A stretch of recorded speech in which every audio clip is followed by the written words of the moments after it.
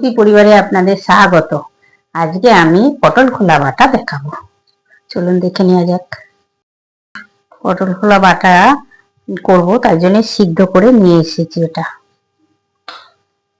পেঁয়াজ লাগবে, একটু রসুন জল ছাড়া একটু পেস্ট করে নিয়েছি, হলুদ, লবণ, লঙ্কা, আর এই চিংড়ি মাথাগুলো দেবো, মাথাগুলো পেস্ট করে নেব। রসুনটা দিয়ে নিচ্ছি,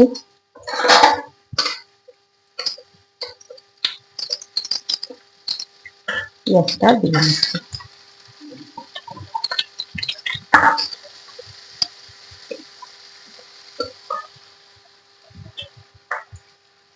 নুন আর হলুদটা দিয়ে নিচ্ছি। পেঁয়াজটা নরম হওয়ার জন্য দিয়ে দেবো, ঢাকনা দিয়ে দেবো।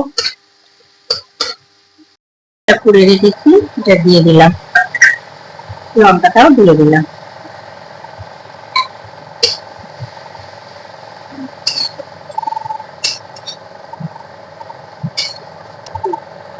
পেস্টটাও দিয়ে দিচ্ছি।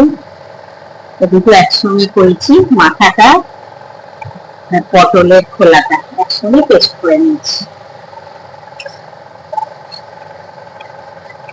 এই নাড়াচাড়া করতে হবে, করতে করতে একদম শুকনো করে আনতে হবে।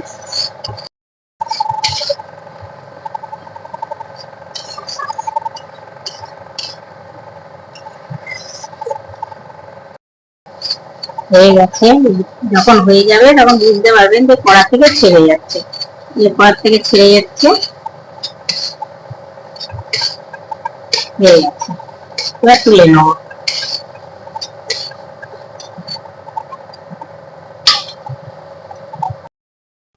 কেমন হয়েছে রে, খেয়ে দেখ। পটল খোলা বাটা না? হ্যাঁ, পটল খোলা বাটা আমার তো খুব ভালো লাগে পটলের খোসা বাটা। তারপরে আবার চিংড়ি মাছের মাথা দিয়ে করেছো, চিংড়ি মাছের যে ঘিলুগুলো থাকে ওটাই তো কি সুন্দর টেস্ট হয়ে যায়। দেখি, দারুণ হয়েছে, গন্ধটা কি সুন্দর, দারুণ, একদম খুব সুন্দর হয়েছে।